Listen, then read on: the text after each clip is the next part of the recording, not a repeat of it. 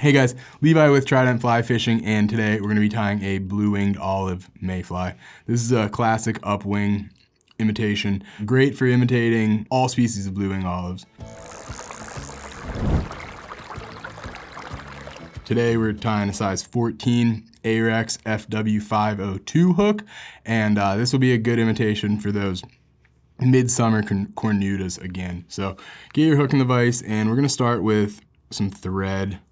Wrap your thread on the hook shank, and we're using an 8/0 uni thread, color tan, for this fly.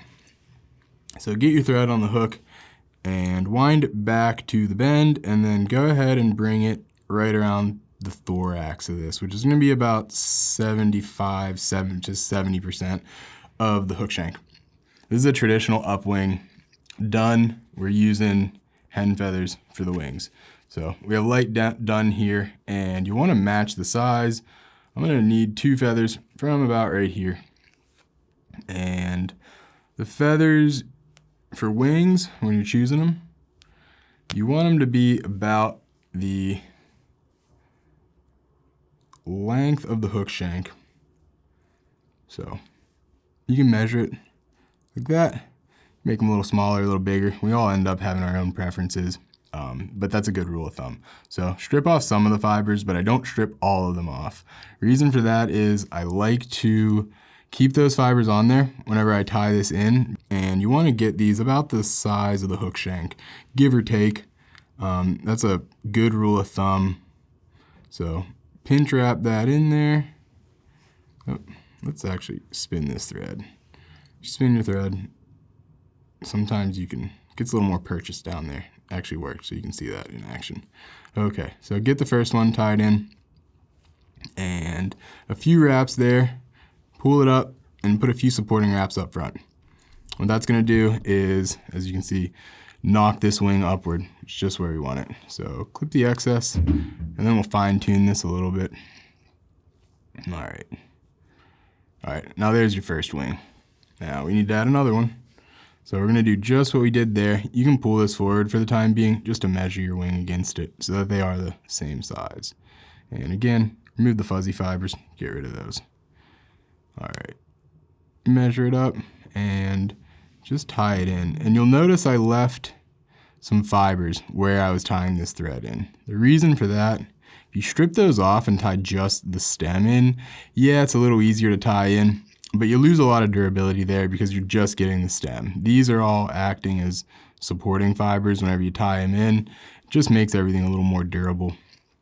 So clip that off, smooth it out, and then bring your thread up here and pull them both back, and add some more supporting wraps up front. And as you can see, the wings are nicely split. Add a few more, just to really make sure they stay upright. And you can throw a few figure 8 wraps in there if you need to further separate these. Just like that. All right, so take your thread back behind the wings now and bring it to the bend of the hook. And if you guys tie this fly and have a way that you do the way that you tie it that varies from what we're doing, go ahead and throw that in the comments below, because we love suggestions and we like to see what you guys are doing as well. And also, all of these materials can be found at tridentflyfishing.com. So if you want to tie some olives for the box, getting ready for spring, we have everything you need. And all orders over $49 will ship free. Okay, so go ahead and get your tail ready. For the tail, we're using mayfly fibers. These are a super good fiber for balancing. They don't absorb water. They're really durable, and they also, as you can see, they look like the real thing. I'm a big fan of these for pretty much all mayfly tails, and they're really tough to beat. So measure your fibers to be about the length of the hook shank, and then get them tied in. And we're just gonna tie them in, get these fibers out of the way. We're gonna tie them in just a pinch wrap. 1 second, just a pinch wrap there. And a few supporting. We're gonna go ahead and cut these fibers out because, as you can see, they're giving me trouble and they can go. Okay. Wrap this up to where your wings ended so that you get a nice smooth profile there. So clip the tail out. And for the tail, we use probably about 6 or 7 fibers. That'll sustain this, keep this fly floating in the water. You want that balance back there. Okay. All right, now get your thread right in front of the tails. And we're gonna move into some dubbing. We're using super fine dry fly dubbing in the color olive.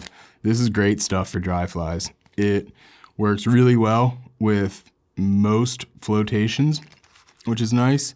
And it's also super easy to work with. And that goes a long way with me. So we're not using a lot of dubbing for this. I would rather add dubbing 5 times than have to remove it once. So I really err on the side of less is more. You wanna get that into your thread. All right. Tighten that up right there. And you can begin winding this forward. And you want each wrap to land right next to its other one. That's gonna add to some smoothness to this profile, and you won't have that staircase effect that no mayfly tends to have. You wanna get these as realistic as possible. And as you get to about the 50% mark, you can actually tighten those wraps up, get them a little closer to one another, because as you'll notice, most mayflies tend to be a little more bulky in their thorax. And remember that part I said about how bad it is to remove dubbing? See exactly why right now. Just a pain. I have too much on there. Pull it off. All right, we could wrap that right there. Okay, see, that wasn't very fun. So now we're gonna work a hackle in here. And for a hackle, we're using saddle. This is the color Dun. I like to use saddle hackles for most of my dry flies. You can use a neck, that's totally fine. I just prefer these nice long feathers. You can get multiple flies out of one of these too, so you end up getting some pretty good bang for your buck there. So strip off some of these fibers from the bottom, just enough to tie in, and get it tied in right beyond the wings. Tie them on both sides so that it's in there and secured. Now, the next step is totally optional. You don't need to do this, but I tend to like it. We're gonna just add some dubbing to the thorax. The reason for this is if you just wrap a hackle right along the thread doesn't have the sort of purchase that dubbing does. It's a little more slick, and your hackle may end up coming undone, sliding out of the place. This just adds a little bit of security. And also, I think it does do a good job at imitating that sort of bulky thorax that most mayflies, including Blue Winged Olive, have. 1 wrap, 2 wraps behind. Get that out of here. A little too much, so we had to remove it. Okay. Get it behind, get a couple wraps in front.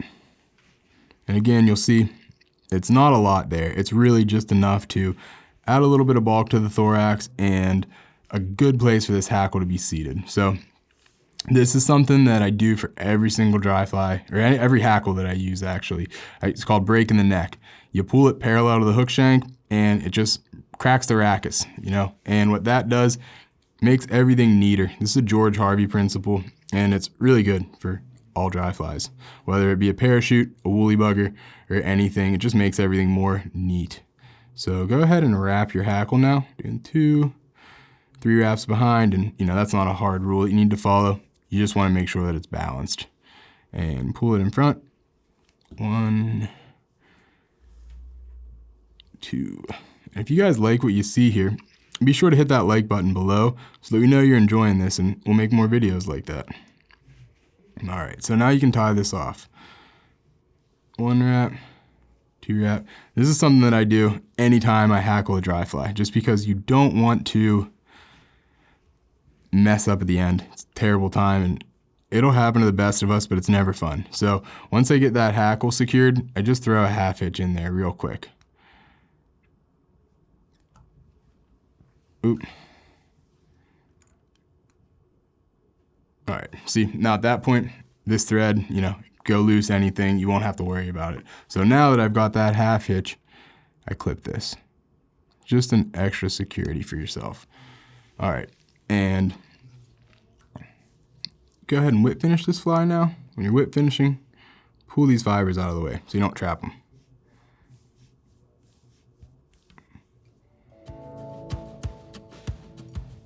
All right, I want to thank you guys for watching, and we'll see you next time. It's the Blue Winged Olive.